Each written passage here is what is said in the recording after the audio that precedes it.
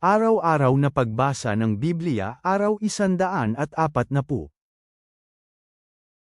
Lumang Tipan. Unang Samuel Kapitulo 5, Unang Samuel Kapitulo 6, Unang Samuel Kapitulo 7. Bagong Tipan. John 11:45-57, John 12:1-11.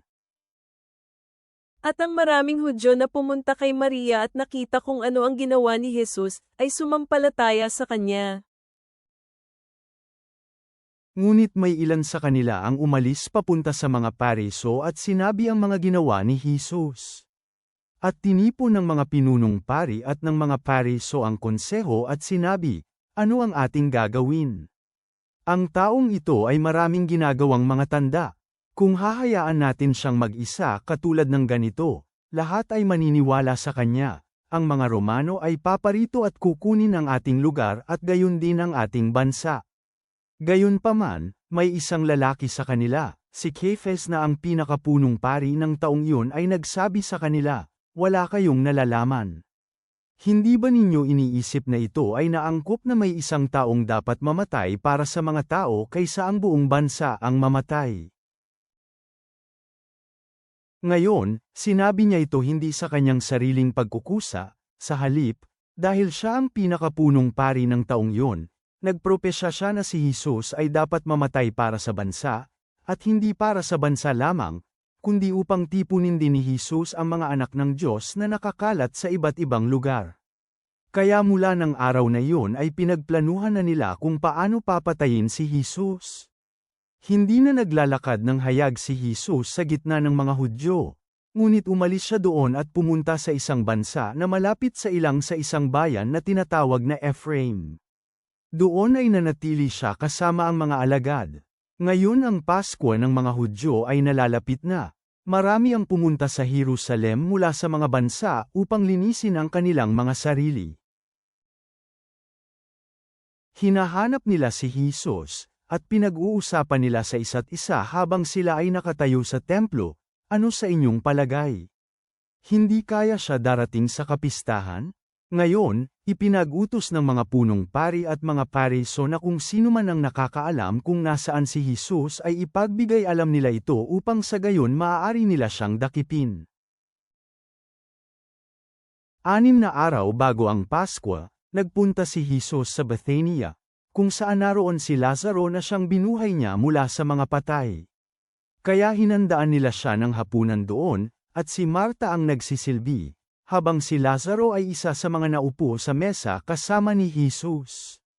Pagkatapos kumuha si Maria ng 1 litra ng pabango mula sa purong nardo na napakamahal, at pinahiran nito ang mga paa ni Jesus at pinunasan ng kanyang buhok ang kanyang mga paa, at napuno ang buong bahay ng halimuyak ng pabango. Si Judas Iscariote, isa sa mga alagad na magkakanulo sa kanya, ay nagsabi, "Bakit hindi ipinagbili ang pabango na ito ng 300 denaryo at ibigay sa mahihirap?" Ngayon, sinabi niya ito, hindi dahil sa may malasakit siya sa mga mahihirap, kundi dahil siya ay isang magnanakaw, siya ang may hawak ng sisidlan ng pera, at kumukuha dito ng ilang pera para sa kanyang sarili.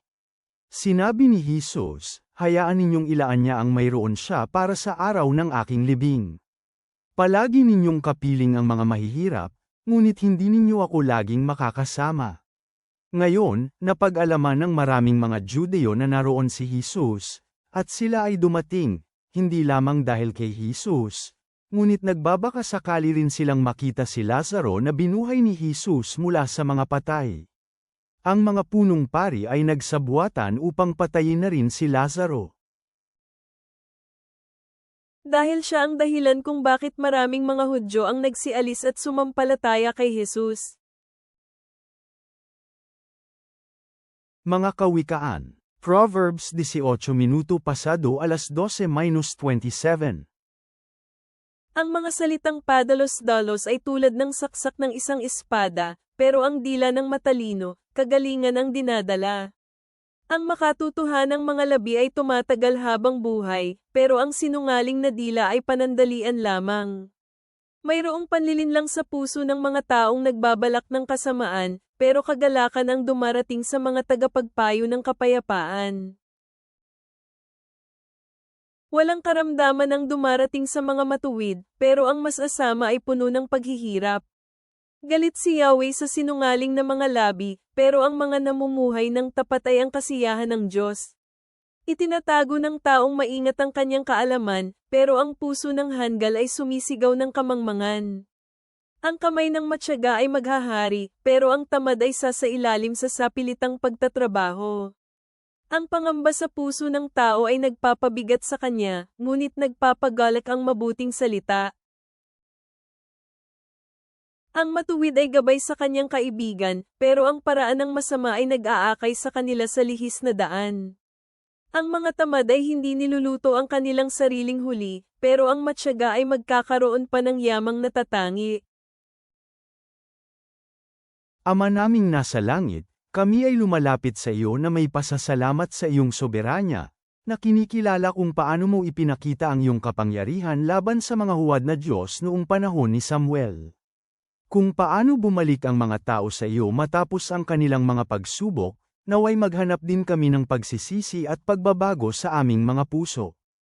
Tulungan mo kaming isabuhay ang pag-ibig at sakripisyo na ipinakita ni Jesus, na humarap sa pagtanggi alang-alang sa amin, at gabayan mo kami sa pagsasalita ng katotohanan ng may kabutihan, gaya ng paalala sa mga kawikaan.